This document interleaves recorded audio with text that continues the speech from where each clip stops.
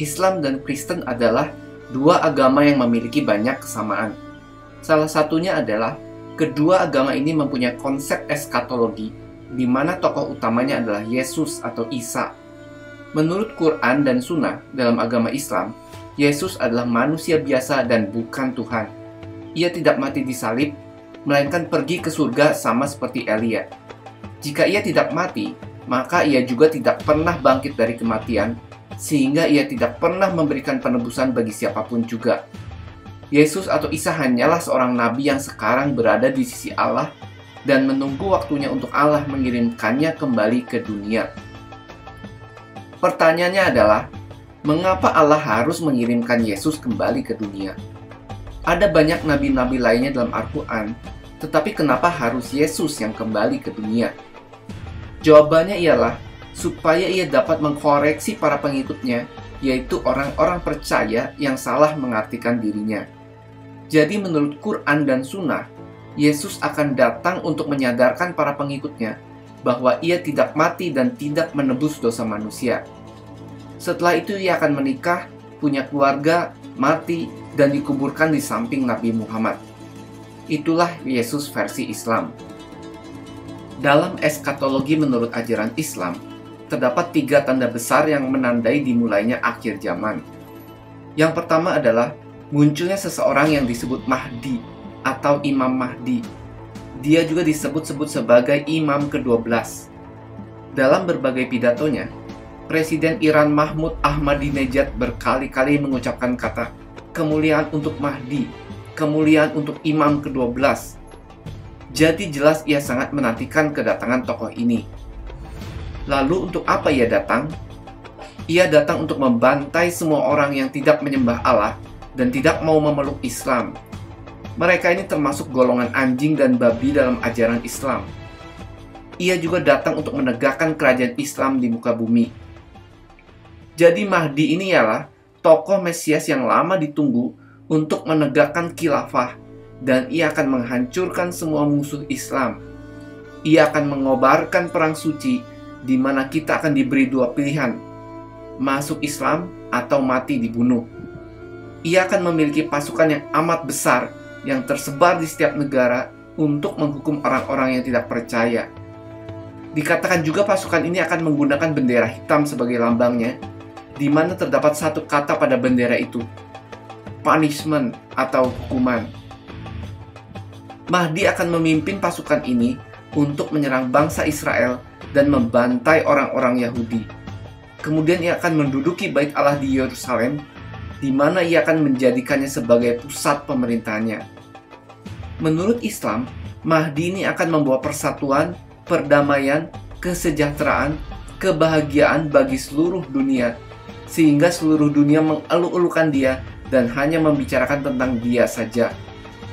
Sebelumnya Mahdi juga akan mengadakan perjanjian damai dengan orang-orang Yahudi dan negara-negara barat selama 7 tahun.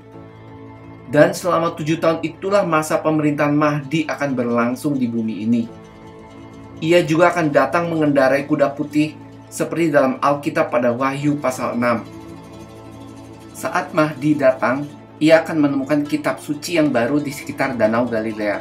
Kitab ini adalah Taurat dan Injil yang baru, yang akan menunjukkan bahwa orang-orang Yahudi dan orang-orang Kristen telah salah selama ini.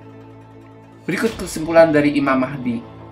Sosok Mesias, keturunan Nabi Muhammad, pemimpin tanpa tanding, muncul setelah terjadinya kekacauan, akan menciptakan New World Order, menghancurkan para penentang, membuat 7 tahun perjanjian damai dengan Israel, membantai orang-orang Israel, menegakkan kerajaan Islam di Yerusalem, memerintah selama 7 tahun, menetapkan Islam sebagai satu-satunya agama di dunia, datang dengan kuda putih, dan dicintai seluruh dunia. Jika hal-hal tadi terdengar familiar, itu karena semuanya tersebut adalah gambaran dari antikristus dalam Alkitab.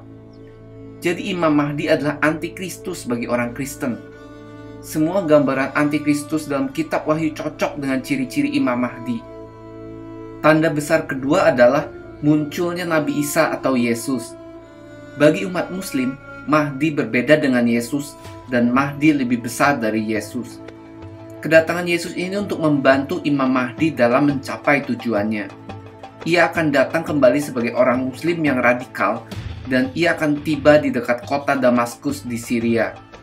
Ia datang dengan memegang sayap 2 malaikat yang membawanya turun dari surga untuk menemui pasukan Mahdi yang berbendera hitam. Saat kedatangannya, Yesus akan berdoa kepada Mahdi yang lebih besar dari dirinya dan mengakui Mahdi sebagai tuannya. Kemudian ia akan mengadakan perjalanan ke Mekah untuk menyembah Allah dan memimpin seluruh umat Kristen untuk melakukan hal yang sama. Jadi Yesus ini hanyalah seorang nabi dan manusia biasa yang akan menjadi penginjil terbesar dan saksi terakhir dalam penghakiman terakhir untuk melawan orang-orang non-Muslim. Ia akan bersaksi bahwa perjanjian baru salah, ia tidak pernah mati, tidak bangkit, dia bukan Tuhan, dan akan mengkoreksi semua kesalahan pemahaman tentang dirinya. Bahkan dikatakan ia akan menghancurkan salib-salib. Ini merupakan penggambaran akan dihancurkannya gereja-gereja. Ia akan membunuh babi-babi dan meniadakan pajak untuk orang-orang non-Muslim, karena tidak akan ada lagi orang non-Muslim yang dibiarkan hidup. Satu hal lagi, ia juga akan membunuh antikristus versi Islam, lalu akan mati setelah menunaikan tugasnya. Siapakah orang ini? Orang ini tidak lain adalah nabi palsu yang digambarkan dalam kitab Wahyu di Alkitab. Jadi Imam Mahdi dan Yesus versi Islam adalah duet antikristus dan nabi palsu dalam Alkitab. Ia adalah tukang jagal sekaligus nabi pendukung bagi Imam Mahdi atau antikristus.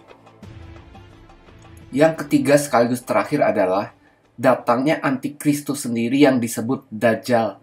Dajjal memiliki ciri-ciri matanya buta sebelah.